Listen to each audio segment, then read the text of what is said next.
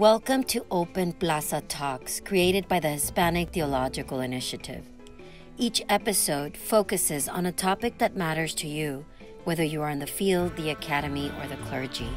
In this episode, Stephen DiTrolio talks to Nicolás Panotto about decolonizing Latin American theological education. For more information about today's episode, visit htiopenplaza.org. Bienvenidos al podcast de Open Plaza. Mi nombre es Stephen DiTrolio Coakley, acá en Princeton, New Jersey, y tengo el gusto y el placer de hablar con Nicolás Panotto, quien es teólogo, doctor en Ciencias Sociales y el director de Otros Cruces en Santiago de Chile. ¿Cómo va? Steven, ¿cómo vas? Muy bien, muy bien. Un gusto estar compartiendo acá con vos. Qué bueno poder charlar con vos. Una de las cosas que me gusta preguntar cuando hago una entrevista es, ¿quién es Nicolás Panotto? Bueno, en el caso tuyo estuvimos hablando un poco, pero contanos a la audiencia un poco de vos, cortito, lo que vos gustes. Sí. Bueno, para que la audiencia conozca, soy argentino, viviendo acá en Santiago de Chile hace 6 años, de cuna evangélica de toda la vida, iglesia bautista. Y bueno, estudié teología, mi primer carrera, y luego me interesé por el mundo de lo interdisciplinario, pensamiento político, de lo teológico, así que ahí me fui por el lado de la antropología. Hice una maestría en antropología social y política, y después mi doctorado en ciencias sociales, investigando todo lo que es religión y política, pentecostalismos y política, que es el tema que me interesaba. Y bueno, y paralelamente fui construyendo comenzó siendo un grupo de estudios, GEMRIP, sobre temas de religión y espacio público, que después con los años fue creciendo, se fue fortaleciendo como propuesta educativa y de incidencia, y hoy día se llama Otros Cruces. Tenemos una oficina aquí en Santiago, pero trabajamos en 12 países en este momento en América Latina, y fomentando cruces, y otros cruces, o cruces otros, como se suele decir también, entre religión y política, entre grupos de sociedad civil y grupos religiosos, un poco para pensar y abordar el tema de los desafíos de la incidencia pública de espacios religiosos hoy en América Latina. Así que bueno, en eso estamos. Y seguramente ahora, con lo que está pasando con la Constitución, mucho para decir en Chile. Bastante, sí. Bueno, eso, lo de la Constitución ha sido un proceso de cambio, bisagra a nivel social, con todas sus tensiones, conflictos inherentes. Y bueno, y desde lo que nosotros estamos trabajando específicamente, bueno, está todo el desafío de trabajar el tema de laicidad, el tema de libertad religiosa, ¿no? Entonces, bueno, estamos ahí trabajando activamente, de hecho presentamos una propuesta de abordaje de texto, por ejemplo, de temáticas sobre el tema de Estado laico, libertad religiosa, y bueno, y ahí acá estamos trabajando con grupos religiosos, también concientizando a los grupos de sociedad civil y grupos políticos para que tomen en cuenta este tema, porque a veces es un tema que no se considera. Entonces, bueno, ahí activos y activas como equipo con eso. Qué bueno. Cambiando un poco de tema, pero vos acabas de publicar el libro, voy a leer el título así no me equivoco, pero Decolonizar el saber teológico latinoamericano, religión, educación y teología en clave postcolonial. Yo tuve la chance de leer el libro y me pareció como un texto súper accesible, pero también que apunta a un proyecto mucho más grande. Pero me encantaría escuchar de vos un poco de cómo surgió el proyecto de este libro. Sí. Mirá, vos sabés que, bueno, mis intereses por mi propia carrera y demás se fueron volcando poco a poco hacia el tema postcolonial y decolonial, y de hecho me tocó trabajar el tema, empezar a investigar y trabajar el tema desde un lado no teológico y no religioso inclusive, inicialmente, y después cuando empecé a compartir con algunos espacios de reflexión sobre estos temas, claro, obviamente desde mi especificidad empecé a volcar algunos abordajes, algunas intersecciones de una perspectiva teológica, una perspectiva religiosa, con sectores académicos que trabajaban temas de decolonialidad y postcolonialidad, que no trabajaban el tema religioso. Y para ellas y ellos fue como una novedad, ¿no es cierto? Estas temáticas de cómo se podían abordar. Y claro, en primer lugar, fue un desafío de cómo presentar estas temáticas para un público no teológico y no religioso, la importancia que tiene para la teoría decolonial y postcolonial estas temáticas, teniendo en cuenta además que buena parte, o mejor no sé si buena parte, pero el tema religioso, por ejemplo, con el tema de la secularización, el tema de pueblos indígenas, más, siempre ha estado presente en la teoría decolonial y postcolonial, pero nunca se ha abordado desde su especificidad, ¿no? Entonces un poco empezó por ahí, pero a partir de ahí, justamente, de la importancia que comenzó a tener esta teoría en América Latina, bueno, digamos, vi que había un gran hueco en el tema de estos abordajes desde una perspectiva académica específicamente en el mundo teológico, ¿no? Entonces, un poco, digamos, iba por ahí, y la línea que me gustó específicamente, o que más me interesó, es el tema de la decolonialidad del saber específicamente, ¿no? Que tiene que ver con esas preguntas de, en primer lugar, el rol político que tiene lo epistemológico, es decir, de cómo construimos nuestros saberes, de cómo se construyen los saberes, las sabidurías y los conocimientos, y ver justamente lo teológico como una manera, una forma, una epistemología justamente de cómo construir conocimiento social y conocimiento crítico, y en ese sentido me pareció central, no solamente para responder a una corriente que se estaba instalando cada vez más fuerte en el mundo académico latinoamericano, sino porque me parece que la teoría decolonial y postcolonial responde de alguna manera a algunas coyunturas de crisis y procesos de cambio que en este momento está viviendo la educación y el quehacer teológico latinoamericano, ¿no? Hubo un momento, no sé, sé que vas a muchas conferencias, viajas, que se te prendió la luz y dijiste, acá está, o fue como todo un proceso la escritura, porque sé que como dijiste en uno, bueno, esto como surgió, no sé, en una conferencia, algo, pero ya lo desarrollaste más, pero como hubo una instancia que dijiste, acá hay Mirá, que... hay varias experiencias, pero hay una específicamente que me marcó y me dijo, y me sentí, digo, no, esto tengo que profundizarlo más, que precisamente fue una conferencia sobre educación teológica en Alemania, ¿no? Entonces, imagínate, en Alemania, y fue muy interesante, o sea, fue una experiencia performática, si se quiere, si me permitís así, muy interesante, porque tuve que dar una ponencia, una conferencia, me pidieron desde América Latina, y yo hablé sobre la descolonización del saber teológico, ¿no? Y el grupo estaba dividido entre, por un lado, latinoamericanos, latinoamericanas, africanas, asiáticos y demás, y por el otro lado, europeos y norteamericanos. Se vio así, y cuando di mi exposición, toda la ala de tercer mundo, si se me permite, dice, estos son los problemas que nosotros estamos teniendo, mientras que del lado más europeo, porque no creo, había creo que un norteamericano, pero era más europeo, mostraron muchísimas resistencias, ¿no? En las típicas críticas, ¿no? Los poscoloniales como una moda, y si hablamos de poscolonialidad, entonces, ¿cómo vamos a hablar de historia? ¿No? Y si hablamos de decolonizar a Dios, entonces ¿con qué nos quedamos? ¿No? Y no estoy hablando de espacios conservadores, estoy hablando de espacios ecuménicos, demás. Entonces dije, no, acá hay una cuestión que no tiene que ver con resistencias o no con la teoría postcolonial, sino acá hay una resistencia sobre cómo entendemos la formación teológica desde las nuevas voces, de los nuevos escenarios, y donde implica justamente en América Latina especialmente hacer un quiebre real con los formatos que traemos, no solamente del norte me estoy refiriendo, sino también con formatos históricos que heredamos y que quedan y se instalan sobre lo que significa realmente hacer teología, no, pero además lo que significa realmente hacer teología crítica, ¿no? Porque ese es el otro tema, ¿no? No estamos hablando solamente de perspectivas tradicionales, porque además también hay una herencia de la propia teología crítica, si se quiere, en su amplio sentido, que también se necesita decolonizar en muchos sentidos. Totalmente. Sí, una de las cosas que, estando en Latinoamérica, no sé cuál fue tu experiencia, pero uno está en un curso de teología y ver un apellido que no sea alemán o de Estados Unidos, nadie pregunta sobre eso. Exacto. Y si es una voz latinoamericana, siempre va a ser Gustavo Gutiérrez, John Sobrino, y hasta ahí, ¿no? Hasta ahí. Exacto. Bueno, eso yo creo que te muestra dos elementos. En primer lugar, te muestra obviamente toda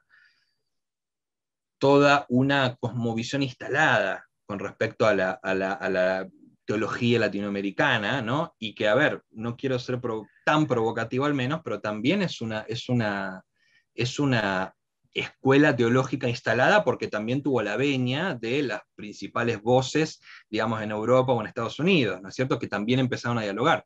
A ver, yo crecí con esas corrientes y me han nutrido, no estoy en el Totalmente. desmereciendo, pero digo, ¿qué ha pasado con lo que vino después? Hay muchas corrientes, muchas teologías, muchas teólogas y teólogos que han quedado por debajo. Entonces, por un lado eso, pero por otro lado está esta concepción de que, bueno, si es latinoamericano o latinoamericana, no va a tener la calidad de producción, de abordaje, que puede llegar a tener un teólogo o teóloga de Estados Unidos en Europa. No está esa cosmovisión instalada, digamos, que produce directamente reacciones frente a la literatura o la producción latinoamericana, ¿no? Sí, y creo que en este tema, una de las cosas que hablas en el libro es un tema de infraestructura y de falta de diálogos ecuménicos. Lo que me acuerdo ahora, ¿no? De que si hay espacios teológicos, no son formales, son informales, son en iglesias, que están perfectos por su cuenta, ¿no? Pero no tienen un alcance mucho mayor a quizás ese espacio.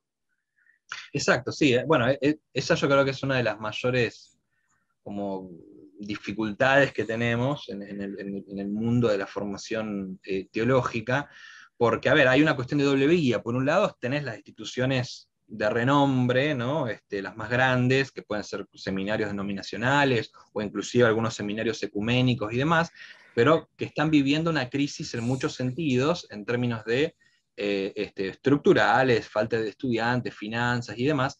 Pero para mí hay otro elemento, que yo en el libro lo trato, y yo hablo de que en realidad esas crisis a nivel estructural es respuesta de una crisis mucho más fundamental, que es lo que yo llamo la pertinencia de la formación teológica, y la pertinencia de la propia teología. Yo creo que justamente la crisis que hay en cómo se desarrolla o cómo se construye el quehacer teológico, la pertinencia que tiene para los desafíos de la sociedad, ha llevado precisamente a una crisis a nivel institucional que la están absorbiendo esta otra cantidad de grupos, ¿no es cierto?, iglesias, institutos denominacionales y demás, que están haciendo teología frente a la no pertinencia que ven en las instituciones de mayor renombre, ¿no? Y acá no me estoy refiriendo solamente a un quehacer teológico, como a veces se suele decir, como de más informal y demás, que por supuesto tiende a ser así, pero no me refiero a términos de calidad de la formación teológica, sino a temas de por qué hacemos teología, con qué dialoga la teología, ¿no? Entonces yo creo que mucho pasa por ahí justamente. Una teología en la calle. Exactamente. Por así decirlo, y no abstracta de la realidad cotidiana. Exactamente. Sé que tenés muchas conversaciones de norte a sur en toda la región, pero ¿cuál es el estado de cuentas? Si vos tenés que hacer un estado de cuentas de educación teológica en Latinoamérica. Hablaste un poquito recién, pero me gustaría que si podías ampliar un poco de eso. Sí. Mirá, yo suscribo a la hipótesis que ya hace varios años varias personas, teólogos, teólogas y profesionales del mundo de la teología lo vienen planteando, que en América Latina hay una fuerte crisis de la educación teológica y de la formación teológica, ¿no? O sea, y el problema es que es una crisis que se ha extendido, digamos, por mucho tiempo ya, ¿no?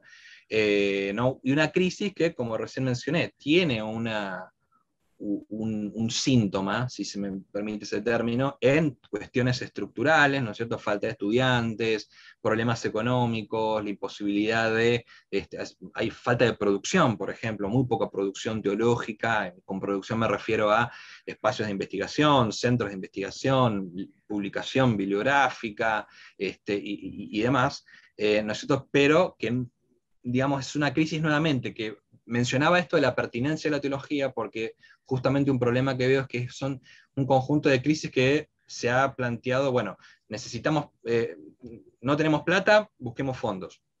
No ese es el punto, ¿no? O sea, la cuestión está en por qué siendo América Latina uno de los espacios, uno de los continentes donde más la iglesia está creciendo numéricamente, donde muchas voces relevantes se están levantando, ¿cómo puede ser que una institución teológica esté en crisis? ¿No? Entonces el problema va por otro lado. Entonces, en este estado de cuestión yo creo que, bueno, por un lado, como ya te dije, la pertinencia de la teología en el sentido de que, bueno, ¿para qué sirve la teología? ¿No? La teología está para formar pastores y pastoras, está para atender a la voz de la iglesia, o la teología está para ser una voz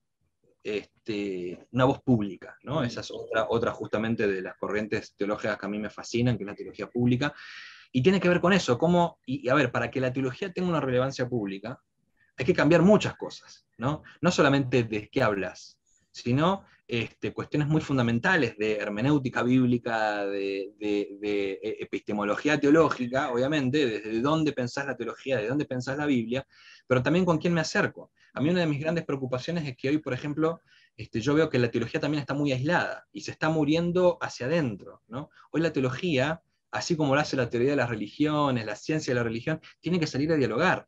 Y no solamente sacar una declaración acá y allá tipo panfletaria, cuando hay algo, que las papas queman en la iglesia, ¿no? Sino salir afuera al espacio público. Pero salir al espacio público te implica que vos tenés que hablar otro lenguaje, tenés que acercarte con grupos que nunca la teología se acercó, y abordar la teología. Yo sé la cantidad de discusiones que he tenido con teólogos y teólogas, pero excelentes, que es prácticamente si vos no mencionás a Barth o a San Agustín en una charla teológica, no es teología, ¿no? Es sociología de la religión o alguna otra cosa, sí, pero no es teología. Entonces, estamos en esos debates y eso es lo que termina provocando muchas crisis. Sí, de hecho, del tema de aislamiento, hablamos un poco antes acerca de, yo estudié en una institución pública en Argentina y muchos ni sabían cómo entender evangélicos, y yo venía de ese trasfondo y les tuve que explicar a sociólogos, politólogos y contarles cosas muy básicas. ¿Cuál era la diferencia entre bautista y presbiteriano? ¿Cuál era, por qué se llamaban denominaciones? Y eso es del campo, por así decirlo, no confesional. Y en el espacio confesional, hablando de trabajos, y no sabía que eso existía. Entonces también creo que estás hablando exactamente a un problema central, que es la separación instalada en Latinoamérica entre, lo voy a reducir a algo muy básico, ¿no? Pero entre lo que es confesional o de fe y lo, entre comillas, secular. Secular, exacto. Exactamente, ¿no?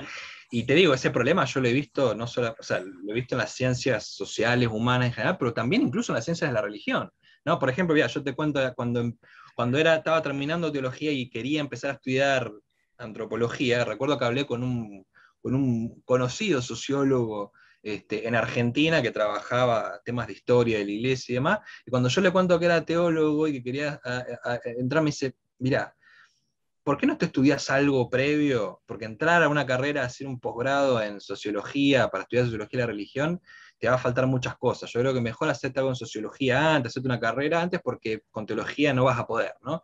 Me acuerdo que me quedé deprimido por una semana más o menos después de que me dijo eso. Después me di cuenta que hay otras voces, pero incluso del lado de las ciencias, de las llamadas ciencias de la religión, hay muy poca consideración de la teología. Y obviamente eso tiene que ver con un error, un abordaje muy secularista, muy laicista que ha tenido incluso las ciencias de la religión en América Latina en general, y la academia humana en general, pero por otro lado también los pocos puentes que hemos creado de la teología, ¿no? O sea, no nos hemos acercado, digamos, a esos espacios, salvo para algún que otro tema aquí y allá, ¿no? Sí, y ahora tenés una generación, yo estoy viendo quizás, y vos creo que la ves mejor, por lo menos particularmente en Brasil, de pentecostales con doctorados enseñando en universidades públicas. Exactamente. Entonces, porque es lo que decís vos, en algún momento van a ir hacia el camino académico, ya sea sociología, antropología, pero también teología, y se ve que cómo va a ser, por lo menos en el mundo hispanoparlante, no veo eso tanto y no sé, quizás sea por un tema entre iglesias, pero de no ir a hacer un doctorado en X profesión. Sí. Ese es un gran tema. Lo que pasa es, claro, bueno, vos mencionaste a Brasil. Brasil es un escenario que está a años luz del resto de los países de América Latina por muchas situaciones también, pero justamente una de las situaciones tiene que ver con eso, con que los seminarios tuvieron que adaptarse a un cambio de metodología institucional y demás para poder oficializarse. En este caso, los procesos de oficialización de la teología como disciplina, al ser reconocida en primer lugar en Ciencias de la Religión en el Ministerio de Educación, después la teología, esto fue en el 2008, creo, en 2011, esto obligó, digamos, a una profesionalización, si me permiten, y no quiero no quiero acá hablar de un elitismo ni nada, sin un sectarismo, sino obligó a instalar la teología como un discurso público, ¿no? Entonces, yo creo que Brasil en eso nos lleva a años luz, pero fíjate que igualmente, y esto es un debate que en Brasil también, y es un debate que acá todavía no hemos resuelto, que es, por ejemplo, se habla mucho de las ciencias de la religión, y es como que a veces la teología se tiende a perder prácticamente como una disciplina más fenomenológica o confesional, y perdiendo un poco su especificidad. Yo creo que en Brasil ese debate ya se ha profundizado. ¿Cuál es la especificidad en tanto disciplina que puede tener la teología en su aporte y en su diálogo con el resto de las disciplinas y abordaje, ¿no? En América Latina todavía falta eso, sumado al hecho de que sigue siendo una teología demasiado confesional, ¿no? Muy dogmática en muchos sentidos, pero además todavía no se resolvió esa tensión inherente que tenemos que dar en términos de metodología, de epistemología, de cómo la teología como disciplina no pierde su especificidad y puede desde ahí aportar al resto de las ciencias, ¿no? Sí, de hecho, cuando volví de Estados Unidos de estudiar y quería hacer una maestría en Argentina, había solamente un lugar en Argentina para hacerlo, el ICEDET, y ahora no existe. Y ahora no existe. Entonces, me acuerdo hablando con alguien, le decía, mira, quiero hacer una maestría en teología o algo en religión. Me dicen, bueno, el único lugar que podés convalidar o hacer algo, entre comillas, oficial es en el ICEDET. Y me pareció como una brecha, bueno, estamos hablando específicamente en el caso de Argentina, hay una brecha muy grande, por lo menos en Argentina, por ejemplo, bueno, si quiero ser un teólogo profesional, ¿a dónde voy? Me voy a Estados Unidos, me voy a Brasil, tenés que irte. Exacto. No, y esa situación está en muchos países de América Latina.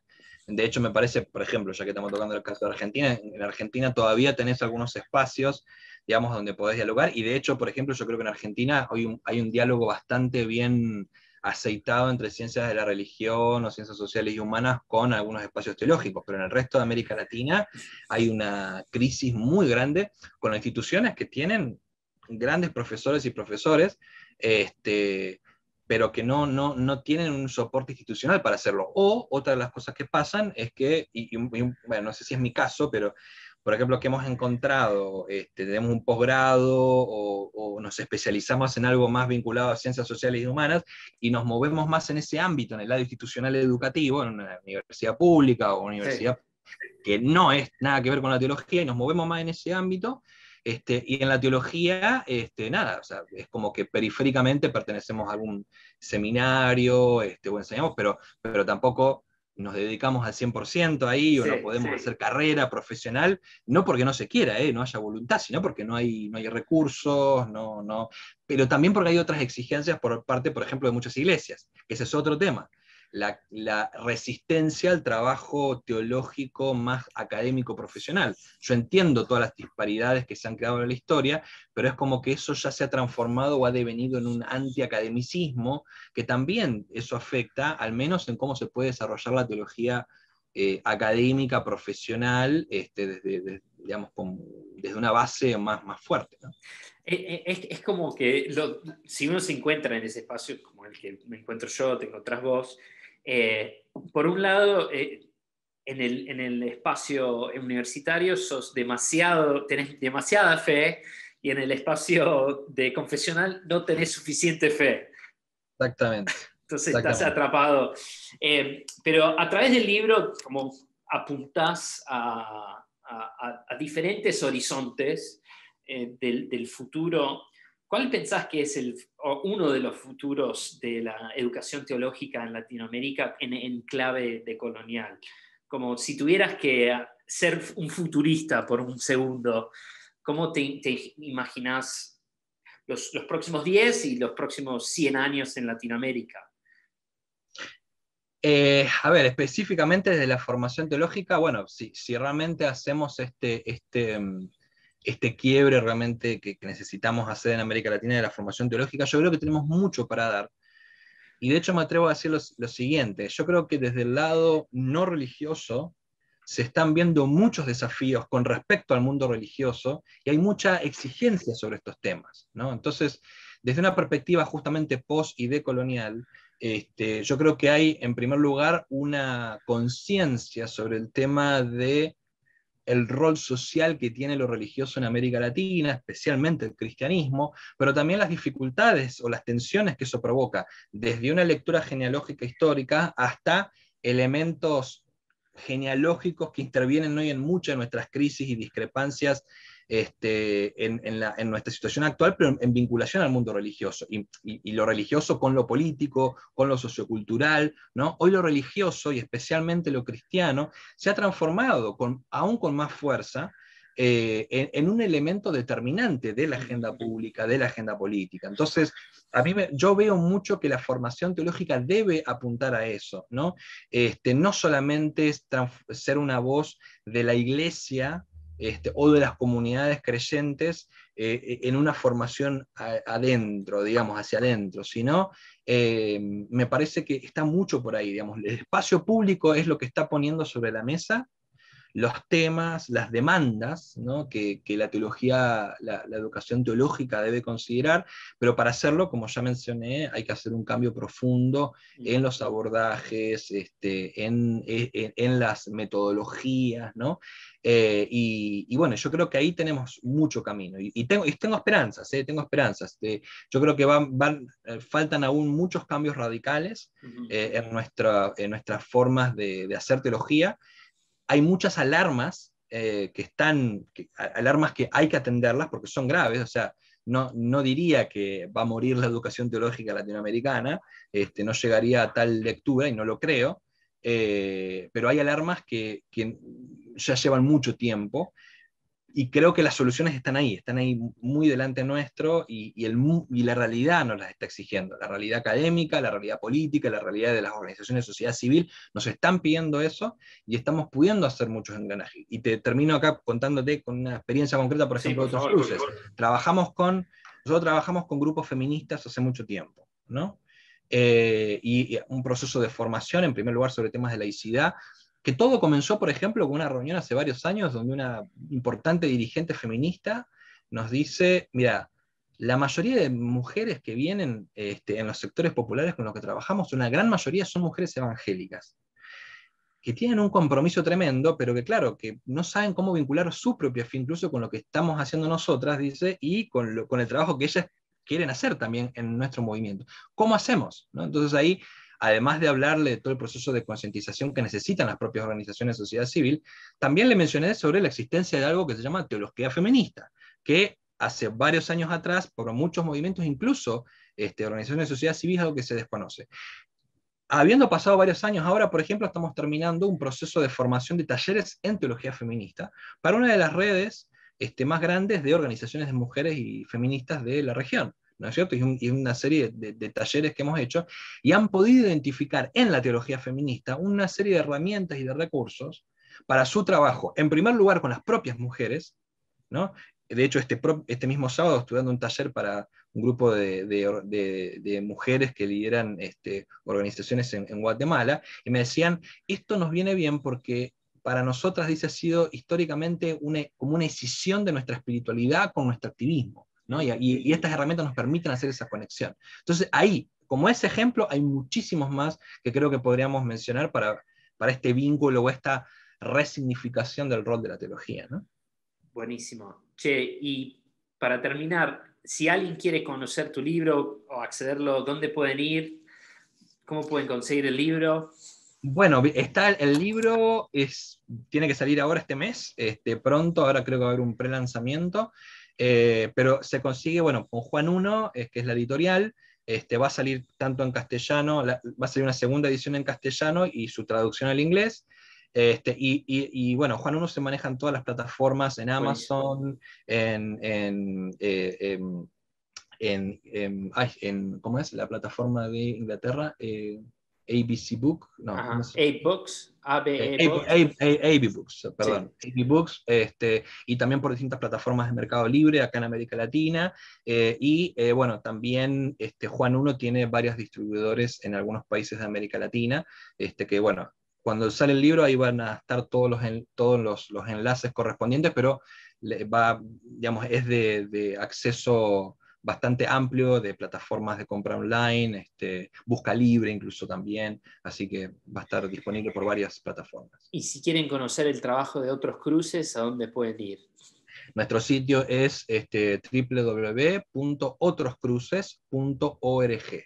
¿Sí? Ahí en nuestro sitio web pueden buscar las redes de Otros Cruces en Instagram, en Twitter y en Facebook. Así que ahí estamos bien activos en redes sociales y pueden seguir nuestros eventos, publicaciones y más. Y en nuestro sitio web tenemos un área de publicaciones donde pueden bajar todos nuestros materiales de forma gratuita en PDF. Genial. Gracias, Nicolás, por tu tiempo y un saludo desde acá. Muchas gracias, Esteban. La verdad que ha sido un gusto dialogar con vos. Igualmente. Gracias. Chao. Chau, chau.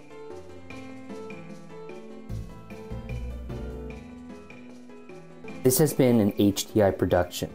For more information, visit us at htiopenplaza.org.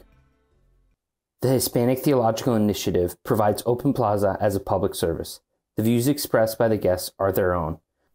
Their appearance on this program, or any reference to a specific product or entity they represent, does not constitute an endorsement or recommendation by HTI.